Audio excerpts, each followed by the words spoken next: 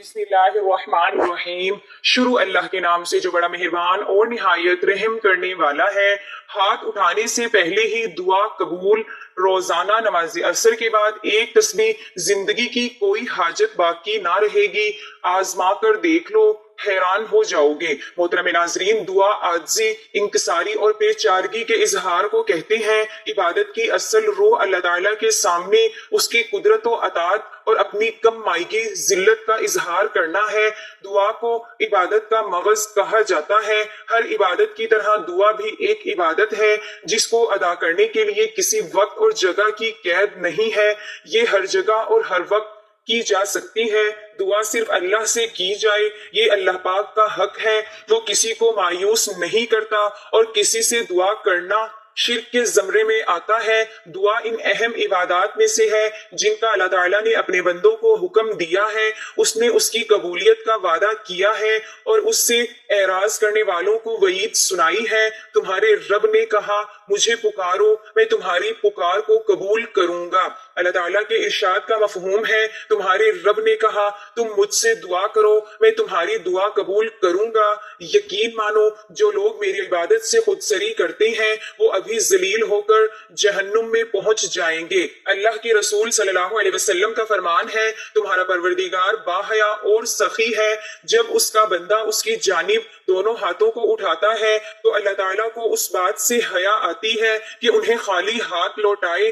दुआ अबूदियत की अलामत है। उसके वसीले से बंदा अल्लाह की तवज्जो तलब करता है और उससे मदद और रहमत हासिल करता है। उसके जरिए वो अपनी हाजत की दरख्वास्त और बेबसी का इजहार करता है। गैरुल्लाह की ताकत और कुव्वत से बरात का इजहार करता है। चुनाचा हमें कुरान मजीद के आगाज में भी दुआ मिलेगी और इख्तिताम में भी। सूरत फातिहा में बंदा अल्लाह ताला की तारीफ के साथ उसके सामने अपनी दरख्वास्त पेश करता है।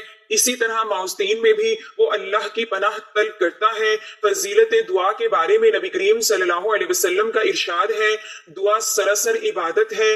दुआ अल्लाह ताला के नजदीक तमाम चीजों से बेहतर है। हजरत अबू हुरैरा रज़ियल्लाहु ताला अन्हा से रिवायत है कि नबी करीम सल्लल्लाहु अलैहि वसल्लम ने फरमाया है, कोई चीज अल्लाह ताला के नजदीक दुआ से बेहतर नहीं है। दुआ से मुसलमानों के बाहिमी ताल्लुकात इस्तवार होते हैं। इरशाद बारी ताला का मफहूम है, और जो उनके बाद आए वो कहेंगे, ए हमारे परवरदिगार, हमें बख्श दे और हमारे इन भाइयों को भी जो हमसे पहले ईमान ला चुके हैं। नबी करीम सल्लल्लाहु अलैहि वसल्लम ने इरशाद फरमाया, वो चीजें जो मरने के बाद मैयत से मुनक़ता नहीं होती उनमें से एक दुआ भी है। दुआ ऐसी इबादत है जिसके लिए ना कोई वक्त की मुतय्यन है, ना हालत। इंसान किसी भी वक्त बुलंद आवाज से या आहिस्ता, सफर, हजर, सेहत, मर्ज, गर्ज, किसी भी हालत में दुआ कर सकता है। सही आजमाइश और मुसीबत के अजाले के लिए दुआ का एहतमाम करना चाहिए। हजरत इब्राहिम अलैहिस्सलाम ने वतन से हिजरत करते वक्त फरमाया था, मैं अपने परवरदिगार से दुआ मांगकर महरूम नहीं रहूंगा। हजरत जकरिया रज़ियल्लाहु ताला अन्हा ने फरमाया था, कभी भी तुझसे दुआ करके महरूम नहीं रहा। अल्लाह ताला ने अपने उन बंदों की तारीफ की है जो उससे दुआ करते हैं। ये लोग नेक कामों की तरफ जल्दी करते हैं और हमें लालच, तमता, डर और खौफ से पुकारते हैं, इस हाल में कि उन पर खुशू खुजू की कैफियत तारी होती है। बंदा दुआ से इस अमल का सवाब हासिल कर लेता है जिसको उसने अंजाम नहीं दिया। नबी पाक सल्लल्लाहु अलैहि वसल्लम ने फरमाया है, जिसने सदके दिल के साथ अल्लाह ताला से शहादत की तमन्ना की, अल्लाह ताला उसको शहीदों के दर्जे तक पहुंचा देगा, अगरचा उसकी मौत बिस्तर पर हो। हजरत अबू हुरैरा रज़ियल्लाहु ताला अन्हा फरमाते हैं कि रसूलुल्लाह सल्लल्लाहु अलैहि वसल्लम ने फरमाया, जो शख्स अल्लाह से दुआ नहीं मांगता अल्लाह उससे नाराज होते हैं। 3 आदमियों की दुआ कभी रद्द नहीं होती। हजरत अबू हुरैरा रज़ियल्लाहु ताला अन्हा फरमाते हैं, रसूलुल्लाह सल्लल्लाहु अलैहि वसल्लम ने फरमाया कि 3 आदमियों की दुआ कबूल हो जाती है जिसमें कोई शक नहीं। मजलूम की दुआ, मुसाफिर की दुआ, वालिद की दुआ अपने बेटे के हक में। दुआ के आदाब में है कि दुआ के कबूल होने में जल्दी ना की जाए। हदीस शरीफ का मफहूम है कि अल्लाह ताला 3 आदमियों की दुआ को कबूल नहीं फरमाते।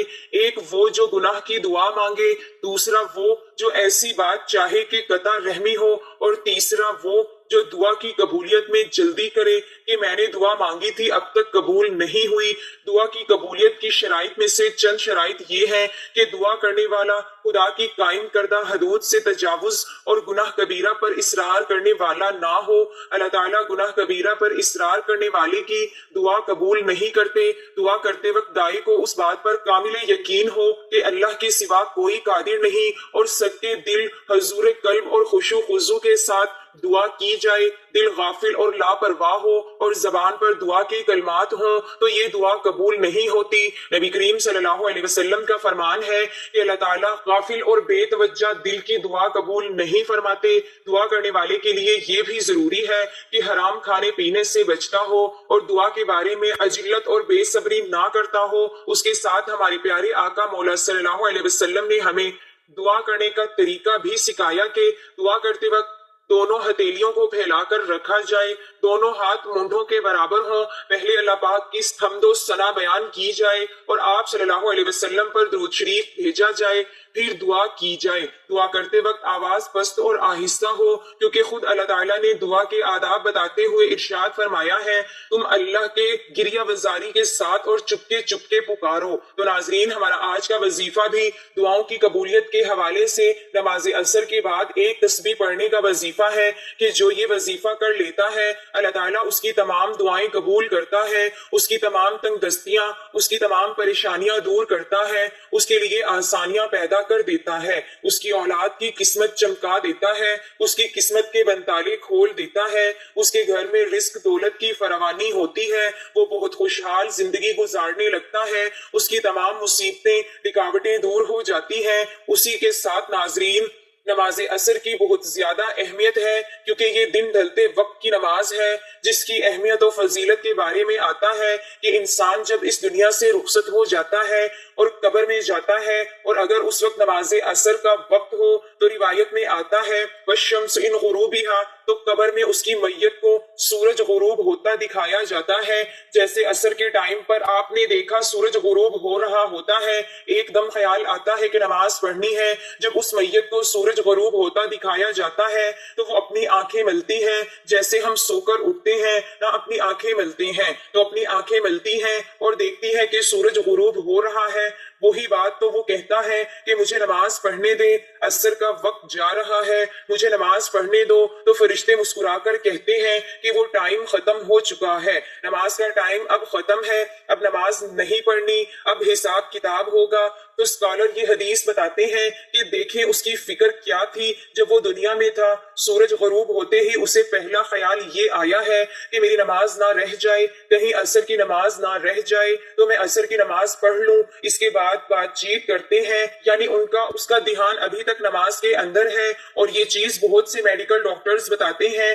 میں ایک لیکچر سن رہی تھی ایک اسکالر کا، انہوں نے بڑی زبردست بات کی، انہوں نے کہا کہ میں نے بہت سے ڈاکٹرز کو لیکچرز دیے ہیں، ڈاکٹرز میری محفل میں آتے ہیں تو ڈاکٹرز نے مجھے بتایا ہے کہ آخری جو دھیان یا دماغ میں بندے کی چیز ہوتی ہے جو اس نے سب سے زیادہ دنیا میں کی ہوتی ہے، مرنے کے وقت یہ وہی چیز نکلتی ہے۔ پھر واللہ یہ ڈاکٹر نے خود بتایا کہ کچھ جو مریض ہوتے ہیں وہ گانے گا رہے ہوتے ہیں، یعنی مرتے وقت گانوں کے الفاظ نکل رہے ہوتے ہیں۔ تو یہ میڈیکل سائنس بھی یہی بتاتی ہے کہ ہمارے نیورونز یعنی دماغی خلیوں کے کنیکشن مضبوط جب بن جائیں، نہ کسی چیز کے حوالے سے ظاہر ہے ایک بندہ خاص محفل میں بیٹھ رہا ہے، اس میں ایک خاص طرح کی باتیں سن رہا ہے یا کر رہا ہے، تو اس کے نیورونز کے کنیکشن انہی باتوں کے مطابق بن جائیں گے اور پھر اس کے دھیان میں وہی چیز ہوگی، اور جب بھی وہ متوجہ ہونے لگے گا تو دماغ کی وہی چیز ریپیٹ ہوگی جو اصل میں وہ کرتا ہے۔ یہ تو پکی بات ہے۔ تو یہ وہ شخص ہے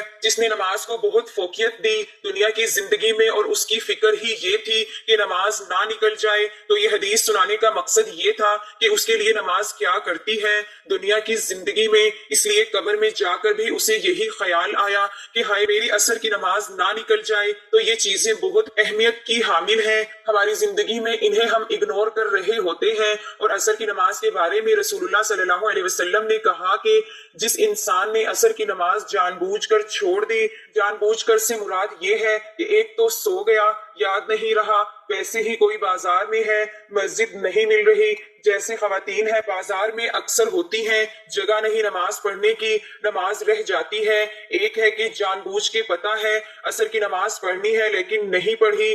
صحیح بخاری میں ہے کہ یہ ایسی ہے کہ اس کی پوری فیملی چلی گئی، اور ایک حدیث میں آتا ہے کہ اس کے سارے اعمال برباد ہو گئے، یہ بھی صحیح بخاری کی حدیث میں ہے۔ تو اس لیے اللہ تعالیٰ نے قرآن مجید میں صلاۃ الوسطیٰ کی حفاظت کی بہت تلقین کی۔ صلاۃ الوسطیٰ یعنی درمیانی نماز، عصر کی بہت اہمیت ہے۔ عصر کی نماز تو کچھ بھی ہو جائے عصر کی نماز نہ چھوڑا کرے، اس لیے کہ اس کو وہاں بھی سورج غروب ہوتا دکھایا جائے گا، اور وہ کہے گا مجھے نماز عصر ادا کرنے دو، تو فرشتے کہیں گے اب نماز پڑھنے کا ٹائم جو ہے وہ گزر گیا ہے۔ تو آگے چلتے ہیں ناظرین، انشاءاللہ آج ہم بات کریں گے بہت اہم چیز کی، جس کی اہمیت یہیں سے واضح ہوتی ہے کہ اللہ تعالیٰ نے ہمیں وہ چیز مانگنے کے لیے بہت زیادہ تلقین کی ہے، ہمیں دعائیں سکھائیں کہ یہ دعائیں کرو تاکہ تمہیں یہ چیز نصیب ہو، تمہیں یہ چیز ملے، تمہاری زندگی سنور جائے۔ وہ چیز کیا ہے تو میں آپ کو بتاتی ہوں۔ ناظرین، اگر آپ سے پوچھوں کہ ہم دعا کرتے ہیں،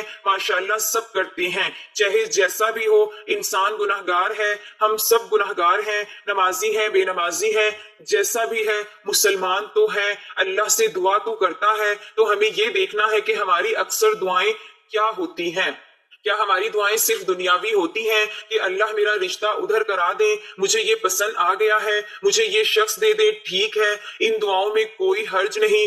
اگر کوئی پسند آ جائے تو اس کے بارے میں یہ حلال دعا کرنا یہ بڑی اچھی بات ہے کہ میں حرام سے بچنا چاہتا ہوں تو ہمارا نکاح ہو جائے، لیکن ظاہر ہے کہ یہ ایک دنیاوی دعا ہے۔ پھر یا اللہ مجھے جاب دے دے، میری اتنی تنخواہ ہو جائے، یا مجھے یہ چیز دلا دے، مجھے یہ پوزیشن دلوا دے، وغیرہ وغیرہ، یہ ساری دنیاوی دعائیں ہیں۔ اور اسی طرح بچوں کے بارے میں ماں باپ جتنی بھی دعائیں کرتے ہیں زیادہ تر دنیاوی ہوتی ہیں کہ یا اللہ اس کا یہاں ایڈمیشن ہو جائے، اس کی زندگی سنور جائے، اس کو اچھی بیوی مل جائے، یا اس کو اچھا خاوند مل جائے، وغیرہ وغیرہ، اس کا نصیب اچھا ہو جائے۔ حرج کوئی نہیں ہے، یہ نہیں کہہ رہی کہ یہ دعائیں غلط ہیں، بالکل کرنی چاہیے، لیکن کتنے فیصد ہماری دعاؤں کا حصہ اس بارے میں ہوتا ہے کہ اللہ مجھے ہدایت دے دے، یا اللہ کل مجھے موت آئے تو سجدے میں آئے، یا اللہ کل مجھے موت آئے تو ہدایت پہ موت آئے، یا اللہ مجھے نبی کریم صلی اللہ علیہ وسلم کی شفاعت نصیب فرما، جنت میں یا اللہ میں موسیٰ سے ملنا چاہتا ہوں تو مجھے ان کی ملاقات نصیب فرما، کسی صحابی کے قریب مجھے گھر دے دے جنت میں۔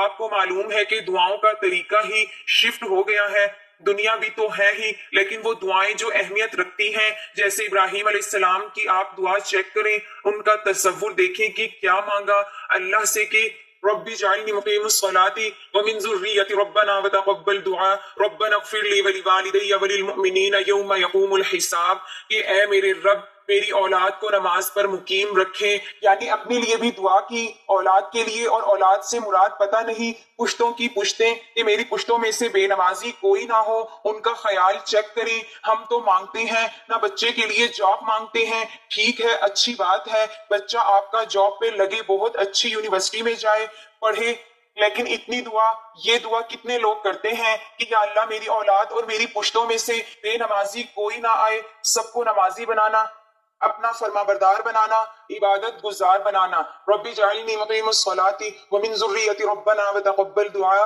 اے میرے رب میری دعا قبول فرما، ربنا اغفر لی ولوالدی وللمؤمنین یوم یقوم الحساب، اے اللہ مجھے معاف کرنا، میرے والدین کو معاف کرنا، اور مومنین کو جو آنے والے ان کو معاف کرنا، اور اس دن ہمارا حساب آسان لینا۔ یہ ہوتا ہے تصور، مقصد لیڈرشپ، اور یہ ہوتا ہے ایک لیڈر کی دعا کہ کتنے بڑے مقصد کے ساتھ کتنی بڑی دعا کر رہے ہیں۔ اسی طرح نبی صلی اللہ علیہ وسلم کی پسندیدہ دعا آپ کو پتہ ہے کیا تھی؟ ربنا آتینا فی الدنیا حسنۃ وفی الآخرۃ حسنۃ وقنا عذاب النار۔ حضرت عائشہ رضی اللہ تعالی عنہا کہتی ہیں اللہ کے نبی صلی اللہ علیہ وسلم کی پسندیدہ دعا تھی، یہ اتنی جامعہ ہے کہ اس میں ہر چیز آ جاتی ہے کہ یا اللہ مجھے دونوں جہانوں میں سب سے بہتر عطا فرما، ادھر جو بھی آپ دیں گے وہ بہتر دیجیے گا، اور میری آخرت کے لیے بھی اچھا، اور آخرت میں میری امت کے لیے بہترین دیجیے گا۔ تو دعاؤں کا تھوڑا سا طریقہ شفٹ کیجیے، اصحاب کہف کی دعا دیکھیے کہ اے ہمارے رب ہماری رہنمائی کر سیدھے راستے پہ، اور ہماری ہدایت بڑھا دے، اور ہمیں راستہ دکھا، اور ہمیں ثابت قدم کرتے ہیں۔ اس میں سب کچھ آتا ہے۔ اس دعا میں تو جب بھی آپ کے معاملات آپ کے ہاتھ سے نکل رہے ہوں، نہ آپ کو نہ سمجھ آ رہی ہو تو کیا کروں، تو کہاں جاؤں، مجھے کوئی بات سمجھ نہیں آ رہی ہے، مجھے کوئی راستہ سمجھ نہیں آ رہا، تو یہ دعا بہترین دعا ہے جو اصحاب کہف کی دعا ہے۔ اسی طرح بہت سے انبیاء کی دعا آپ کو نظر آئے گی جس میں آپ کو ایک راستہ، امید اور مقصد نظر آئے گا۔ موسیٰ علیہ السلام کی دعا دیکھیں، دنیاوی چیزیں نہیں مانگی، فرعون سے مقابلہ کرنے جا رہے ہیں، آرمی مانگ سکتے تھے، ہتھیار مانگ سکتے تھے، لیکن کہا اے میرے رب میرا سینہ کھول دے، یعنی مجھے ہمت دے، مجھے وہ حوصلہ اور طاقت دے کہ میں چیزوں کو واضح دیکھ سکوں اور میرے مقصد میں آسانیاں پیدا کر۔ ہم اللہ سے کتنی دعا کرتے ہیں کہ اللہ میں فلاں کرنے جا رہا ہوں، میں یہ چیز کرنے جا رہا ہوں، میں سفر پہ جا رہا ہوں، میرے لیے آسانیاں پیدا کر۔ یا اللہ میں خاندانی معاملہ نبھانے جا رہا ہوں، میرے لیے آسانیاں پیدا کر دے۔ میں جاب کا انٹرویو دینے جا رہا ہوں، میرے لیے آسانیاں پیدا کر، میرے لیے بہتری فرما، اس میں اور میری زبان کی گرہ کھول دے، اس میں جو لکنت ہے اس کو کھول دے تاکہ میں تیرے دین کی بات کر سکوں اور میں بہت اچھے سے بات کر سکوں۔ اور ہمت مانگی، ریورسز نہیں مانگے کہ پیسے دے دے، فوج دے دے، کہاں بس ایک بندہ دے دے، ایک مخلص ساتھی دے دے جو میری نبوت میں شریک ہو۔ ہارون میرا بھائی مخصوص ہو کے دعا کی، تو ہم نے یہ دیکھنا ہے کہ ہم کیا دعا کر رہے ہیں، کیا ہم ہدایت مانگ رہے ہیں، کیا ہم اللہ تعالیٰ سے توفیق مانگ رہے ہیں، کیونکہ عمر نے کہا تھا کہ مجھے یہ ڈر نہیں ہے کہ میری دعا قبول ہوگی کہ نہیں، مجھے یہ ڈر ہے کہ مجھے دعا کی توفیق بھی ہوگی کہ نہیں۔ یہ بہت بڑی بات ہے کہ میں دعا بھی کروں گا کہ نہیں کروں گا۔ اصل بات یہ ہے۔ تو ناظرین چلتے ہیں آج کے وظیفے کی جانب۔ آپ نے نماز عصر کے بعد جو ایک تسبیح پڑھنی ہے، جیسے ہی آپ نماز مکمل کر لیں اس کے بعد تشہد کی حالت میں بیٹھ کر آپ نے حضور پاک صلی اللہ علیہ وسلم کی ذات پر درود پاک پڑھنا ہے۔ درود پاک آپ کوئی سا بھی پڑھ سکتے ہیں، لیکن بہتر ہے کہ درود ابراہیمی پڑھیں کیونکہ اس کی فضیلت بہت زیادہ ہے۔ ثواب کے لیے ایک مرتبہ میرے ساتھ بھی پڑھ لیں۔ اللهم صل على محمد وعلى آل محمد كما صليت على إبراهيم وعلى آل إبراهيم إنك حميد مجيد اللهم بارك على محمد وعلى آل محمد كما باركت على إبراهيم وعلى آل إبراهيم إنك حميد مجيد۔